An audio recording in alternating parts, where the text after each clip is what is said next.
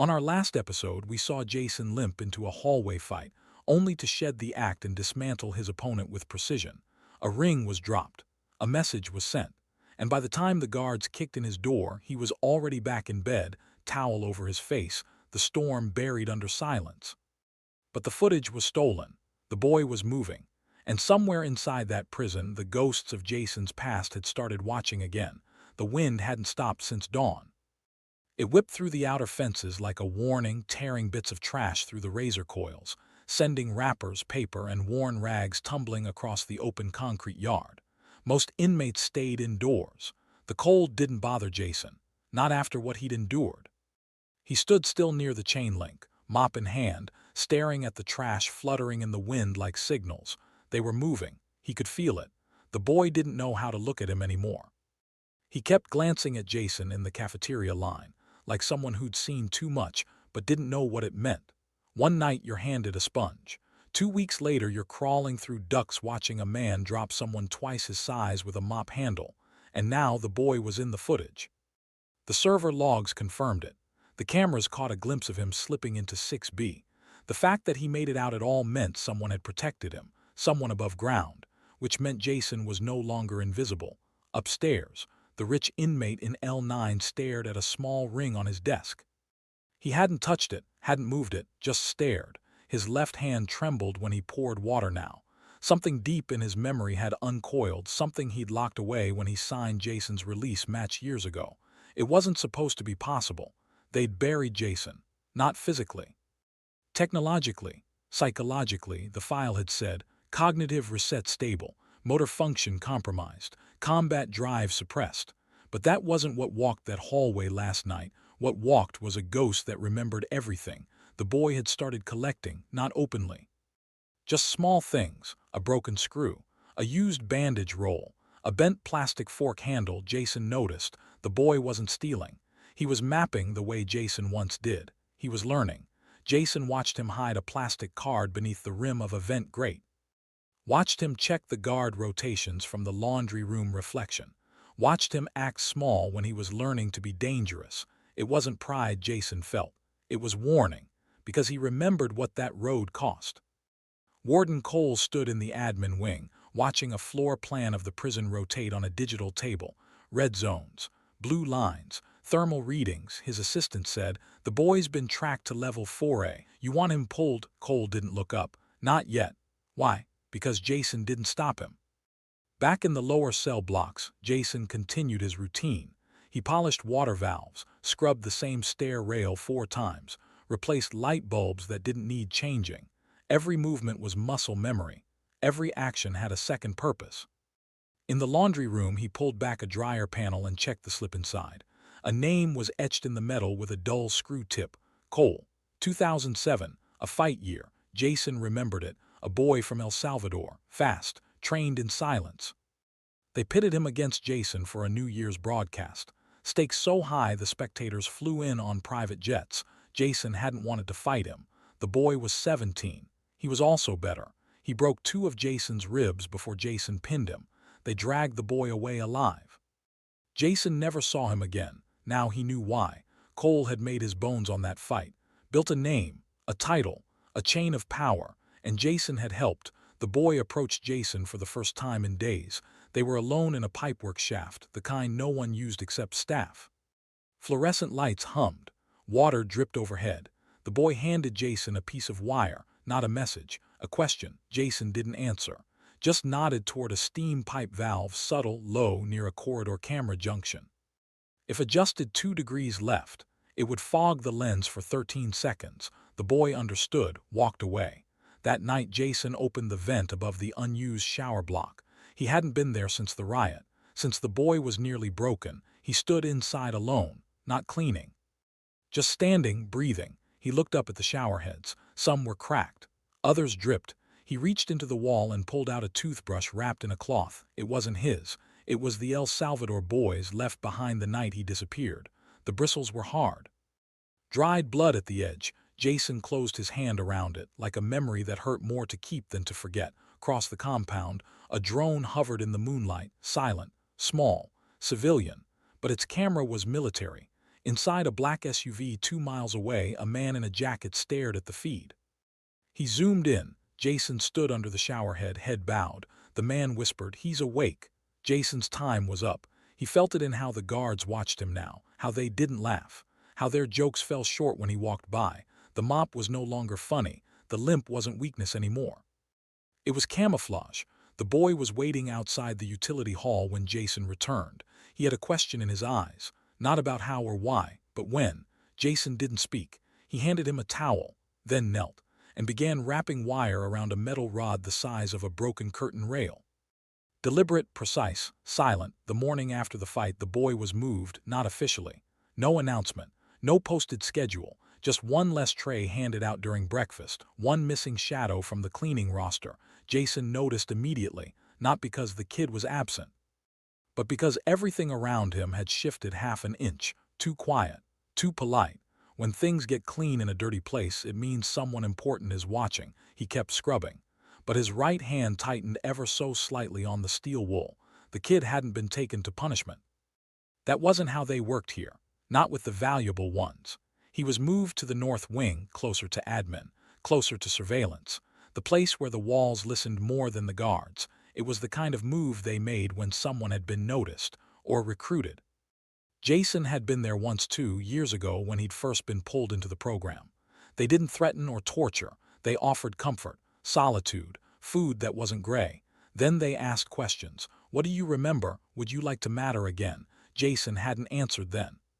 He didn't plan to now either. Upstairs in the warden's office, Cole stared at the transfer log. Cell 6B cleared. That was the location of the stolen footage. No fingerprints. No camera footage of the boy taking the drives. But the system knew. The system had been watching him even when Jason wasn't, and someone else had flagged it before Cole did. The name was coded, masked. But the access terminal came from outside the prison entirely, which meant Jason wasn't just waking up. He was being tracked. The boy didn't speak during the transfer. The new room was smaller, too clean, single cot, fabric instead of metal sheets, the kind of space designed not for rest but for psychological resets. He sat still for hours. The door didn't lock with a click. It hummed, a sound that came from the walls, not the knob. That's when he knew he was being conditioned. And Jason hadn't told him this part. Back in the utility shaft, Jason returned to the ventilation tunnel. He didn't bring tools, just a sliver of glass and a towel. He moved with control, his limp more pronounced now, a choice. The cameras ignored him again. They'd been told to stand down. He was playing by their script again. That was a mistake. Inside Vent 12, near the admin wing, Jason paused. A single screw was missing from the panel. Not an accident, a signal. He pressed once against the metal, firm, silent. A slip of paper fell out. He caught it midair. It was folded 6 times. Too careful to be random, he unfolded it.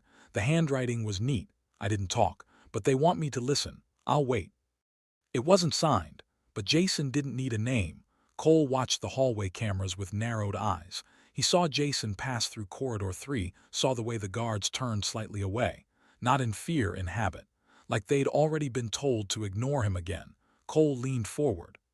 Clicked a feed buried in the archive logs. Camera 9A, the abandoned guard lounge. A second later, Jason's face flickered onto the screen.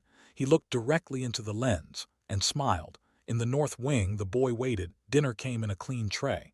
Actual color on the food. A cup of real juice. He didn't eat it. He placed the tray on the floor and stepped back. That's when the speaker behind the mirror activated.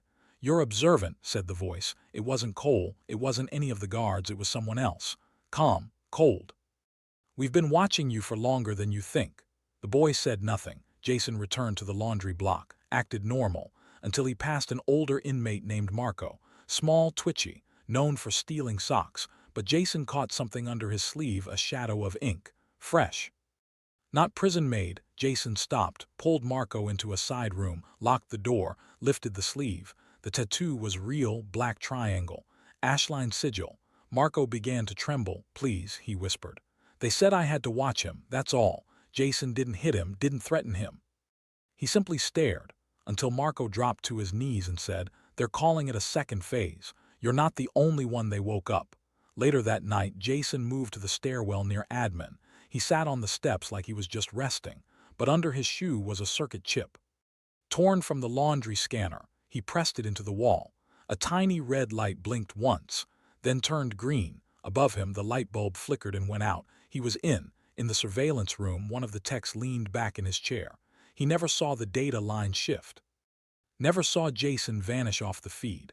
Never saw the hallway camera reverse its loop and replay 20 seconds on delay. Jason was already past it, already through the side door, already headed toward whatever the boy was walking into.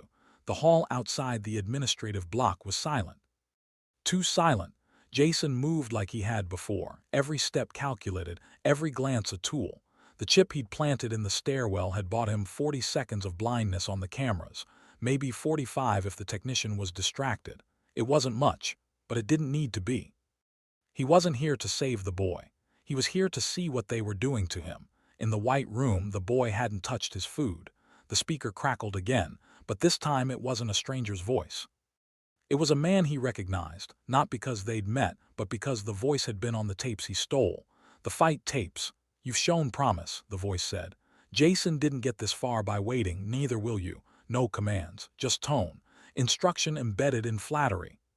Psychological precision." And the boy's face gave it away, not fear, not defiance, confusion. It was working.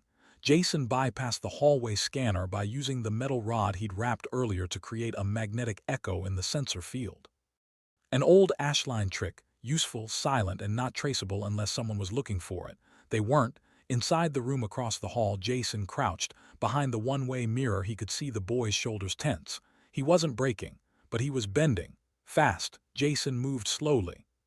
Didn't speak. He placed a small black square on the corner of the mirror, flat, silent, magnetic, then backed into the crawlspace behind the vent system. A second later, the mirror glitched. The voice paused. Jason listened.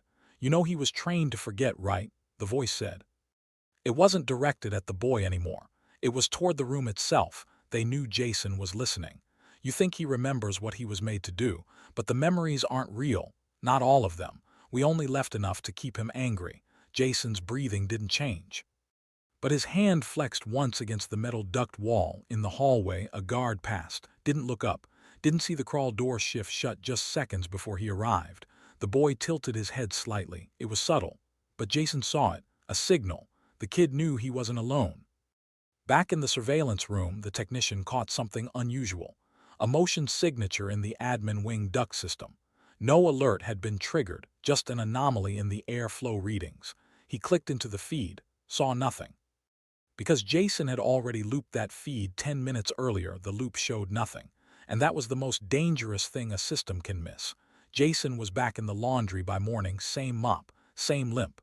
The boy returned to the lower block before lunch. No fanfare, no new bruises. Just a slightly different posture. He walked like someone who'd been told the truth, but didn't yet believe it.